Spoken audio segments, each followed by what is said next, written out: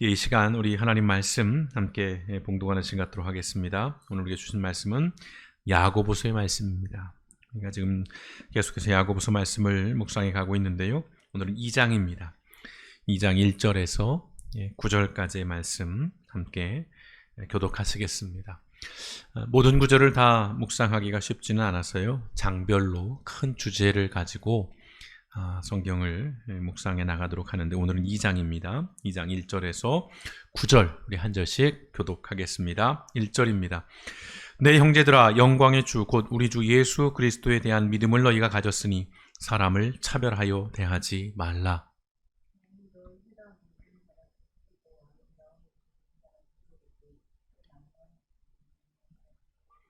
너희가 아름다운 옷을 입은 자를 눈여겨보고 말하되 여기 좋은 자리에 앉으소서 하고 또 가난한 자에게 말하되 너는 거기 서 있든지 내 발등상 아래에 앉으라 하면 내 사랑하는 형제들아 들을지어다. 하나님이 세상에서 가난한 자를 택하사 믿음에 부요하게 하시고 또 자기를 사랑하는 자들에게 약속하신 나라를 상속으로 받게 하지 아니하셨느냐.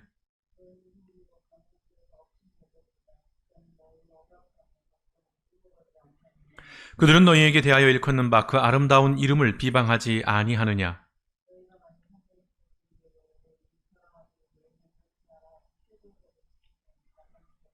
함께 읽습니다. 만일 너희가 사람을 차별하여 대하면 죄를 짓는 것이니 율법이 너희를 범법자로 정죄하리라. 아멘. 고맙고 감사하신 아버지 하나님, 오늘도 하나님 앞에 예배합니다. 우리의 시간을 드리고 마음을 드립니다. 어려운 여건 가운데서도 하나님 앞에 나아갑니다. 아버지 하나님의 예배하는 모든 백성들의 마음 가운데 하나님 함께 하시고 이 우리 예배를 받아주시기를 소망합니다. 아울러 오늘도 아버지 하나님 귀한 예물을 구별하여 올려드립니다.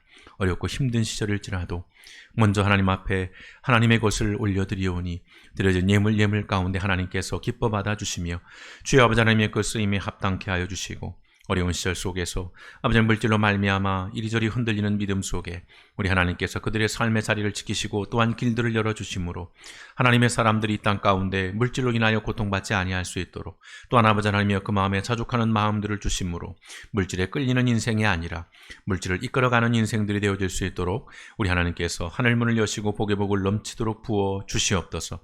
오늘도 아버지 하나님 말씀 앞에 서기를 원합니다. 주여 아버지 하나님 이 말씀을 우리가 마음에 받아 우리의 삶 가운데로 실천하여 나아갈 때에 우리의 삶이 변화되는 것뿐만 아니라 우리가 살아가는 이 세상이 변화됨으로 또한 하나님의 기뻐하시는 나라로 이 땅이 변해가는 그 일들을 우리가 바라볼 수 있는 그런 영광스러운 아버지 하나님의 은혜를 우리 가운데 허락하여 주시옵소서. 오늘도 성령 하나님 이곳에 오시고 또한 예배하는 모든 처소 가운데 함께하여 주시고 한 영혼 한 영혼의 마음을 사로잡아 주실 때에 오늘도 이 말씀 속에 온전히 우리의 삶을 진지하게 돌아보며 하나님 앞에 더욱더 온전한 정말 그리스도인으로 세워져가는 귀한 시간 될 수 있도록 우리 하나님 역사하여 주시옵소서. 모든 말씀 일관하신 예수님의 이름으로 감사하며 기도드렸습니다. 아멘. 네, 오늘 야고보서 2장의 말씀인데요. 오늘 야고보서 말씀의 주제는 명확합니다. 분명해요. 어렵지 않습니다. 흐릿하지 않습니다. 확실한 단어로 우리에게 권면을 하고 있는데 바로 이것이지요. 2장 1절입니다. 사람을 차별하여 대하지 말라. 이것으로 말씀을 마쳐도 될 것 같습니다. 사람을 차별하여 대하지 말라. 어렵지 않은 말씀입니다. 아주 선명합니다. 사람을 차별하여 대하지 말라. 오늘 이 차별이라는 주제는 매우 뿌리 깊은 역사를 가지고 있습니다. 그렇죠? 성경에 등장하는 첫 번째 살인사건, 아담과 하와의 큰 아들이었던 가인이 그의 동생 아벨을 죽인 존속살해가 바로 이 성경에 등장하는 첫 번째 살인사건입니다. 하필이면 또 그것이 존속살해입니다. 가족을 살인하는 그 사건. 5월달 참 우리가 다시 한번 돌아볼 주제이긴 합니다만 이 사건에 차별이 등장을 합니다. 물론 전적으로 가인의 입장, 가인의 생각에서 그렇다는 것인데요. 하나님께서 동생 아벨의 제사는 받으셨습니다. 그런데 자신의 제사는 받지 않으셨어요. 거부되었습니다. 오늘 가인은 이것을 차별로 여기게 됩니다. 그래서 하나님에 대해서 반항과 분노를 품게 되고요. 그리고 동생에게는 질투의 감정에 사로잡혀서 그의 친동생인 아벨을 죽이게 되지요. 오늘 이 가인의 살인은 그 어떤 것으로서 절대 정당화될 수 없습니다. 용납될 수 없는 것이지요. 다만 우리가 생각해 볼 지점은 여기입니다. 차별을 받는다고 느끼는 그 감정이요. 그것의 옳고 그름을 떠나서 얼마나 파괴적이고 극단적일 수 있는지를 보여주는 사건이라는 것. 우린 이 대목에 좀 집중할 필요가 있을 것 같습니다. 옳다 그르다의 문제가 아니라 차별을 받는다는 그 감정이 가진 매우 치명적인 어떤 부정적인 그 영향을 우리가 좀 기억해 봤으면 좋겠다는 것입니다. 이렇듯 매우 치명적이고 심각한 주제인 차별은 그럼에도 불구하고 우리 일상에서 매우 흔하게 일어나는 것입니다. 참 역설적이죠. 차별은 누구나가 피해자이면서 아울러 누구나가 가해자가 되는 아주 고약함을 가지고 있습니다. 그래서 한번 기억을 더듬어 보실까요? 성도 여러분께서 당한 차별은 무엇입니까? 여러분이 지금까지 살아오면서 여러분의 일상 속에서 여러분이 당하고 있는 차별, 일회적인 것도 있을 것이지만 지속적인 차별도 있을 것입니다. 아울러서 여러분께서 차별한 경험은 무엇입니까? 분명 우리도 차별을 하며 지금까지 살아왔을 겁니다. 어느 누구도 이 차별이라는 주제에 자유로울 사람은 없으니까요. 안타깝게도 이 차별이라고 하는 것은 먼저는 가정에서 쉽게 경험되고 일어난다는 안타까움이 있습니다. 예컨대 이런 것이지요. 아들이어서 또는 딸이어서 또는 첫째라서 또는 둘째라서 또는 막내라서 제가 막내입니다. 6남매에. 이런 이유들로 우리들은 차별을 당하거나 또는 차별을 하게 됩니다. 이뿐만이 아니죠. 외모나 또는 어떤 학업 성적이나 하다못해 내 성격이 차별의 원인이 되기도 하는 것입니다. 가정에서뿐만 아니라 사회로 나가면 이 차별이라고 하는 문제는 더욱더 광범위하고 아주 노골적으로 일어납니다. 가볍게는 나이로 차별하죠. 특히 우리나라 문화권에서는 더더욱 그렇습니다. 적다고 차별해요. 또 많다고 차별합니다. 또 어쩌라는 건지 모르겠어요. 또한 출신 지역, 고질적인 문제입니다. 내가 어느 지역이냐에 따라서 차별을 받거나 또 차별을 하기도 합니다. 학력 말할 것도 없습니다. 지위나 직급으로 차별을 하고 차별을 당합니다. 갑을 관계에서 이 차별은 더욱더 대범해지고 표현이 좀 그렇습니다만 아주 악랄해지지요. 또한 인종차별 문제는 정말 오래되고 깊은 문제입니다.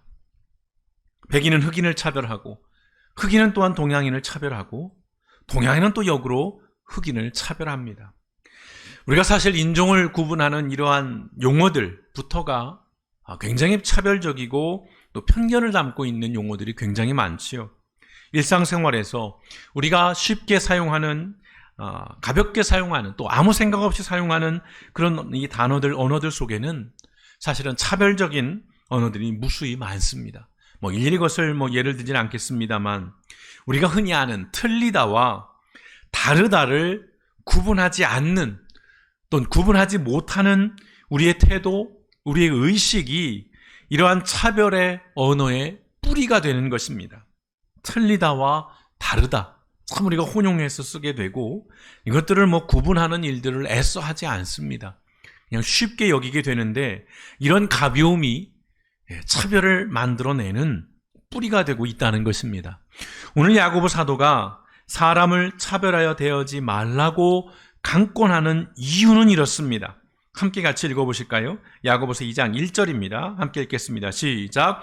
네, 형제들아, 영광의 주, 곧 우리 주 예수 그리스도에 대한 믿음을 너희가 가졌으니 사람을 차별하여 대하지 말라. 아멘. 잘 보십시오. 도덕이나 윤리나 양심이 아닙니다. 야, 사람이 되어서 그러면 안 되지. 야, 그래도 네가 이만큼 나이를 먹었는데, 그래도 네가 이런 정도의 배움이 있는데 이러면 안 되지. 그러니까 아니라는 거예요. 우리가 차별하지 않아야 될 이유는 분명합니다. 예수님에 대한 믿음이 사람을 차별하지 말아야 할 이유라고 오늘 야고보 사도는 우리에게 분명하게 말씀하고 있습니다. 여러분 기억하십시오. 예수님에 대한 그 믿음, 내게 믿음이 있다면 사람을 차별해서는 안 된다는 것입니다. 예수님에 대한 믿음이 차별하지 말아야 할 이유이고 근거라는 겁니다. 양심이 아니에요. 도덕이 아닙니다. 윤리가 아닙니다. 다시 말씀드립니다. 예수 믿는 사람, 즉 그리스도인이라면 사람을 차별해서는 안 된다는 것입니다. 믿음을 가진 그리스도인의 중요한 삶의 태도와 자세 무엇입니까? 누구도 차별하지 않는 것입니다. 그런데 사람을 차별한다면 여러분 우리의 믿음을 돌아봐야 합니다.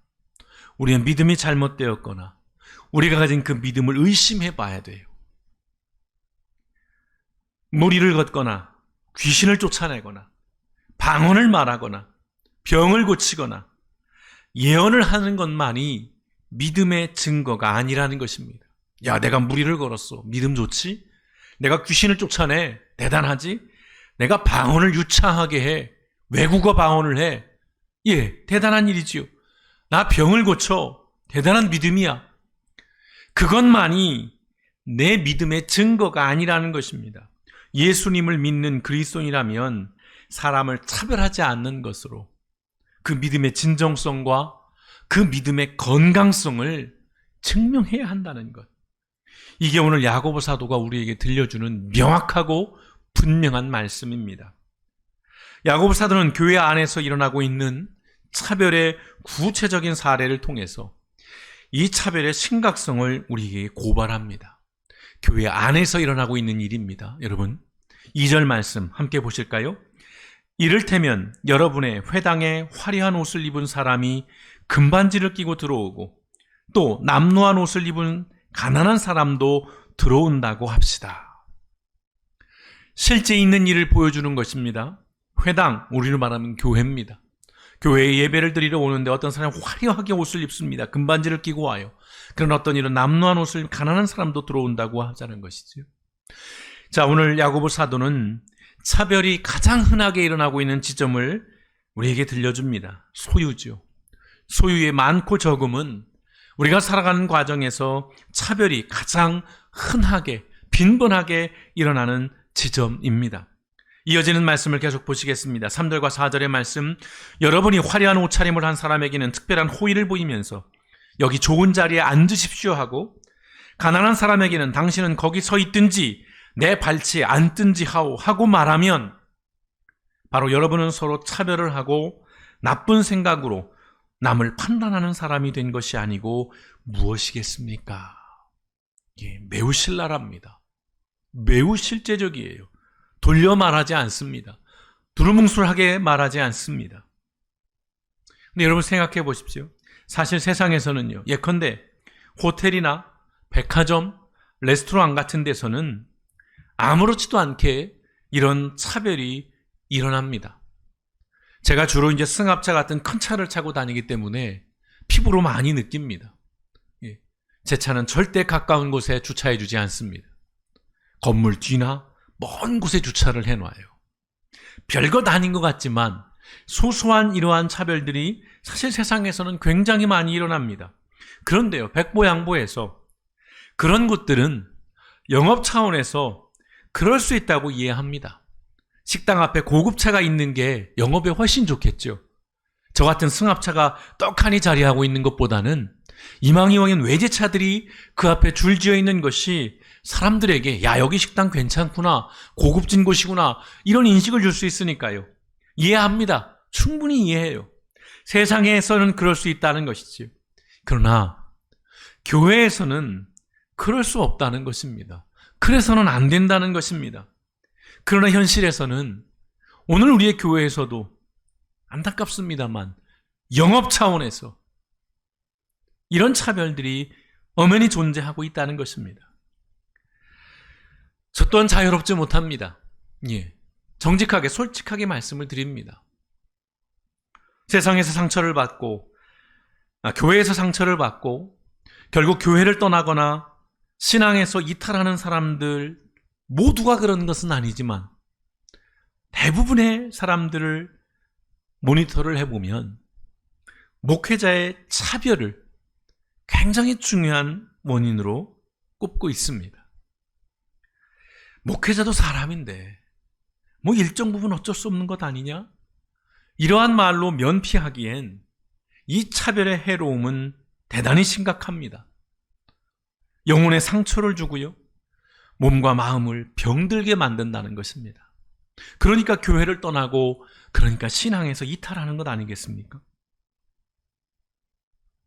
하나님께서는 오늘 준엄하게 이런 말씀을 주십니다. 구약성경 레위기 19장 15절의 말씀입니다. 함께 같이 읽어보시겠습니다. 시작.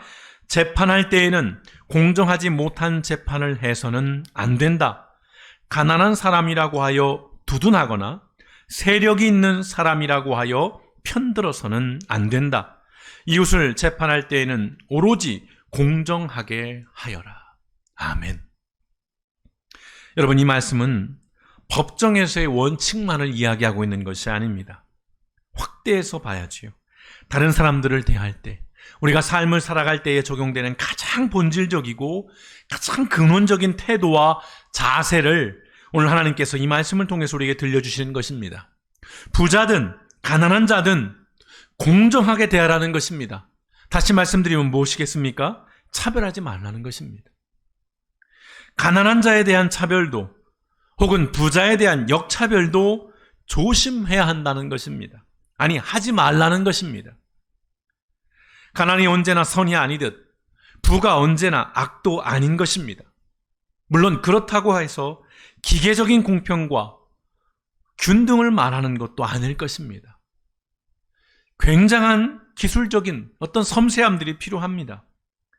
차별이라는 것은 이것이 왜 심각한 것이냐면 사람을 사람으로 대하지 않기 때문에 심각한 것입니다. 또한 차별은 잘못된 가치 판단입니다. 실제 그런 것이 아닌데 잘못해서 가치를 매겨버리는 것이지요. 소유의 많고 적음으로 사람을 판단하는 것입니다. 학력으로 사람을 서열화하고 계급화한다는 것입니다. 외모나 신체 조건으로 사람을 등급화합니다. 무슨 정육점의 고기도 아닌데요. 다시 말씀드립니다. 세상은 다 그렇게 해요. 세상은 그렇습니다. 외모로, 학력으로, 이런저런 이유들로 차별을 합니다. 하지만 교회에서는 우리 그리스도인들은, 무엇보다 믿음이 있는 그리스도인들은, 예수를 믿는 그리스도인들은 달라야 한다는 말씀입니다. 그리고 그러한 다름이 교회 안에만 있는 것이 아니라 교회 울타리를 넘어서 세상으로 확산되어 가야 한다는 말씀을 하고 있는 것입니다. 왜요? 그래야 우리가 살아가는 이 세상이 하나님의 나라로 조금씩 변화되어 갈 수 있기 때문입니다. 세상은 원래 그래, 세상은 소망 없어, 그냥 포기해, 접어, 이게 아니라는 겁니다. 오늘 야고보 사도가 예수 그리스도를 믿는 믿음이 있다면 사람을 차별하여 대하지 말라고 하는 것은 비단 교회 안에서만 그렇게 하라는 것이 아니라 그것을 교회 밖으로 그러한 태도와 그러한 삶의 방식들을 확산시켜 나가라고 권면하고 있는 것입니다. 오늘 야고보 사도가 이어서 말씀합니다. 8절과 9절의 말씀 함께 읽어보시겠습니다. 시작. 여러분이 성경을 따라 내 이웃을 내 몸같이 사랑하라는 으뜸 가는 법을 지키면 잘하는 일입니다. 그러나 여러분이 사람을 차별해서 대하면 죄를 짓는 것이요, 여러분은 율법을 따라 범법자로 판정을 받게 됩니다. 아멘. 무서운 말씀입니다. 내 이웃을 내 몸같이 사랑하라. 크고 첫째 되는 계명, 이걸 지켰어? 오케이, 잘했어. 이게 칭찬받을 일이라는 것입니다. 그러나 사람을 차별해서 대하면 죄를 짓는다는 것입니다. 무슨 말씀이에요? 율법이라는 것은 어느 것 하나를 지키는 것으로 모든 것이 다 해결되는 것이 아니라는 것입니다. 으뜸가는 율법을 지켰을지라도 이 사람을 차별하는 이러한 죄를 짓는다면 그 사람 범법자라는 거예요. 율법이 그 사람을 죄인으로 규정한다는 것입니다. 차별은 세상에서도 범죄로 규정하는 것이지요. 하물며 교회에서는 말할 것도 없는 것입니다. 교회에서 차별을 죄로 규정하는 것은 1차적으로는 율법을 어겼기 때문인데 그게 다는 아닙니다. 그보다 더 근본적인, 더 큰 이유가 있는 것이고 문제가 있는 것이지요. 왜요? 이것이지요. 차별은 하나님에 대한 도전이기 때문인 것입니다. 다시 말씀드립니다. 차별은요, 하나님에 대한 도전입니다. 사람을 무시하는, 사람을 사람으로 대하지 않는 정도의 문제가 아니라 차별은요, 하나님에 대한 도전이에요. 차별은 하나님을 무시하는 것입니다. 차별은요, 하나님의 창조를 폄하하는 것입니다. 하나님 보시기에 좋았다고 하는 세상과 사람인데 그러한 사람에 대해서 폄하를 해요. 차별을 합니다. 이건 하나님을 무시하는 것이죠. 하나님의 창조를 폄하하는 것입니다. 차별에는 나의 가치 판단이 작용하기 때문이지요. 그래서 차별은 하나님을 중심에 두지 않고 나를 중심에 두는 행위입니다. 여러분, 죄의 본질 뭐라고 말씀드렸습니까? 수없이 말씀드렸어요. 죄의 본질은 사과 그 열매 하나 따먹은 거, 그게 아니라고 말씀드렸습니다. 죄의 본질은 자기중심성이에요. 내가 중심이 되는 것. 이게 죄의 본질입니다. 바로 차별은 이러한 죄의 본질을 정확하게 담아내고 있습니다. 또한 차별은 신성모독이에요. 그리고 차별은 인격을 살인하는 것입니다. 그래서 이 차별은 심각한 범죄 행위라는 것입니다. 청교도 신학자인 토마스 맨톤이 이런 말을 합니다. 그리스도를 소중하게 여기는 사람은 그분의 모든 것을 소중히 여긴다. 굉장히 멋진 말이지요. 그리스도를 소중하게 여기는 사람은 그분의 모든 것을 소중히 여긴다는 것입니다. 선택적이지 않다는 것이에요. 차별적이지 않다는 것입니다. 그분의 모든 것을 소중히 여기는 거예요. 예수님을 믿는 사람은 예수님의 모든 것, 즉 그분의 삶, 그분의 가르침을 모두 다 소중하게 여겨야 한다는 그런 말씀이에요. 그런데 저는 이 말씀을 계속 묵상하면서 이런 의미로도 한번 생각을 해봤습니다. 예수님을 소중하게 여기는 사람은 그분의 모든 것, 즉 사람을 소중히 여긴다 라는 말씀으로 묵상을 해봤습니다. 그분의 모든 것, 예수님에게 모든 건 사람이었어요. 우리 사람을 위해서 기꺼이 십자가에서 당신의 목숨을 내어줄 만큼 사람의 존재는 예수님의 모든 것이었어요. 그런 예수님의 모든 것을 소중히 여겨야 한다는 것입니다. 누가요? 예수님을 소중히 여기는 사람이라면, 예수를 믿는 사람이라면. 예수님의 삶의 중심에는 분명 하나님이 계셨습니다. 그리고 그러한 예수님의 삶은 사람에게 향해 있었다는 사실을 여러분, 우리는 잊어서는 안 될 것입니다. 예수님 믿는 사람이라면 마땅히 사람을 귀하게 여겨야 합니다. 여러분, 잊지 마십시오. 사람에 대한 나의 태도가 곧 하나님에 대한 나의 태도입니다. 다시 한번 읽어보실까요? 사람에 대한 나의 태도가 곧 하나님에 대한 나의 태도인 것입니다. 사람을 함부로 여기는 목사가 어찌 사람을 지으신 하나님의 종이라 할 수 있겠습니까? 사람을 차별하고 무시하는 사람이 어찌 사람을 위해 십자가에서 죽으신 예수님을 믿는 그리스도인이라고 할 수 있겠습니까? 사람에 대해 무관심하고 사람에 대해 무자비한 사람에게 어찌 사람을 위해 자비와 긍휼의 마음, 말할 수 없는 탄식을 하시며 사람을 위해 중보하시는 그 성령님께서 임재하실 수 있겠습니까? 예수님을 믿음으로 구원받고 성령 충만한 사람이 어찌 외모로 사람을 차별하고 소유로 사람을 무시하고 학력으로 사람을 평가할 수 있겠습니까? 믿음이 있다면, 여러분, 우리에게 믿음이 있다면 사람을 차별할 수 없고 차별해서는 안 되는 것입니다. 다시 말씀드립니다. 세상은 언제든 그럴 수 있습니다. 세상은 언제나 그렇습니다. 나보다 나이가 어리다, 나보다 약하다고 생각되면, 나보다 좀 못 배웠다고 여겨지면, 나보다 좀 못 가졌다고 보여지면, 나보다 지위가 낮은 게 확인되면 일단 그 사람을 내려다봅니다. 깔아다봐요. 고졸 출신인 것을 뻔히 알면서도 대통령에게 대놓고 대학교 학벌을 물어보던 그 어떤 검사처럼 세상은 차별을 통해서 주도권을 쥐려고 하는 거예요. 경쟁에서 유리해지려고 합니다. 그리고 더 많은 것을 얻고 누리려고 합니다. 차별을 하는 이유가 뭐겠어요? 내가 더 많은 것들을 가지려고 하는 것입니다. 내가 더 많은 것들을 누리려고 차별하는 거예요. 문제는 교회도 우리 그리스도인들도 예외가 아니라는 점입니다. 세상의 삶의 방식과 이러한 가치들이 우리의 교회 안에서도 여전히 통용된다는 것입니다. 거부감이 없다는 거예요. 이질적이지 않다는 것입니다. 너무나도 당연한 것으로 너무 자연스럽게 이런 세상의 차별적인 문화와 태도들이, 그러한 사고와 그러한 정신들이, 그러한 삶의 행태들이, 그러한 언어들이 여전히 교회 안에서도 아무 문제 없이, 꺼리낌 없이 통용되고 있다는 것입니다. 믿음이 있다고 말하는 그리스도인들이 교회 밖에서도 여전히 세상의 질서와 법칙에 철저하게 순응한 채 살아가고 있다는 것입니다. 믿음의 사람일지라도 세상 속에서 어찌하지 못하는 한계와 연약함을 가지고 있음을 압니다. 그것을 우리 인정할 수밖에 없어요. 다만 그것을 인정한다고 해서 차별이 일성화된 세상에서 아무런 고민이나 어떠한 고뇌 없이 살아가는 것은 문제라는 것입니다.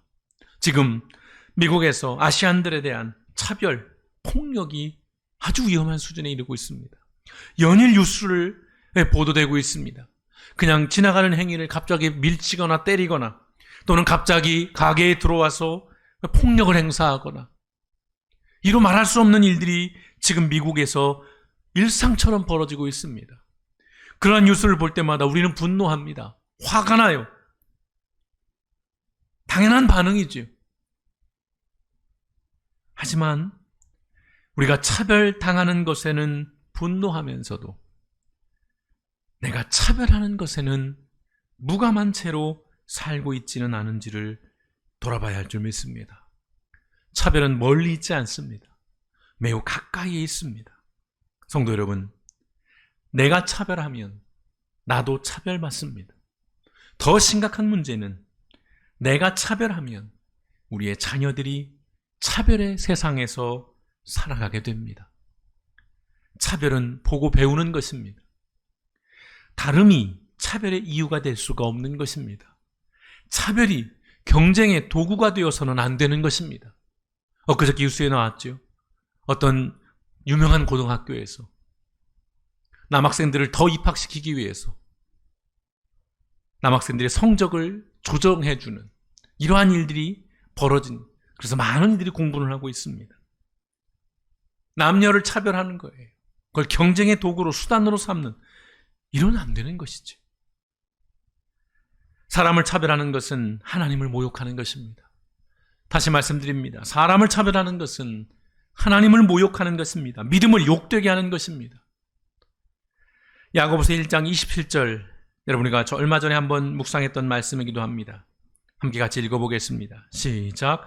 하나님 아버지께서 보시기에 깨끗하고 흠이 없는 경건은 고난을 겪고 있는 고아들과 과부들을 돌보아주며 자기를 지켜서 세속에 물들지 않게 하는 것입니다. 아멘. 당시 세상에서는 고아, 과부들, 고난을 겪고 있는 가난한 사람들, 힘없는 사람들을 무시하고 차별하는 것은 너무나도 정상적이고 당연한 것이었습니다. 그러한 당연한 세상에서 야고보 사도는 분명히 우리에게 말씀하고 있는 것입니다. 하나님 아버지께서 보시기에 깨끗하고 흠이 없는 경건, 거룩함, 좋은 믿음이라는 것, 영성이라는 것, 그것은 뭐냐면 모두가 차별하고 있고 모두가 무시하고 있는 고난을 겪고 있는 고아들과 과부들을 돌보아주는 것, 또한 자기를 지켜서 그러한 세상에 물들지 않게 하는 것이 진정한 경건이요 거룩이며 영성이며 믿음이라고 하는 이 분명한 말씀을 우리에게 주신다는 사실을 우리는 기억해야 할 것입니다. 세상이 차별하고 무시하고 함부로 대하는 사람을 차별하지 않는 것, 여러분, 그것이 참된 영성이며 그것이 바른 신앙인 것입니다.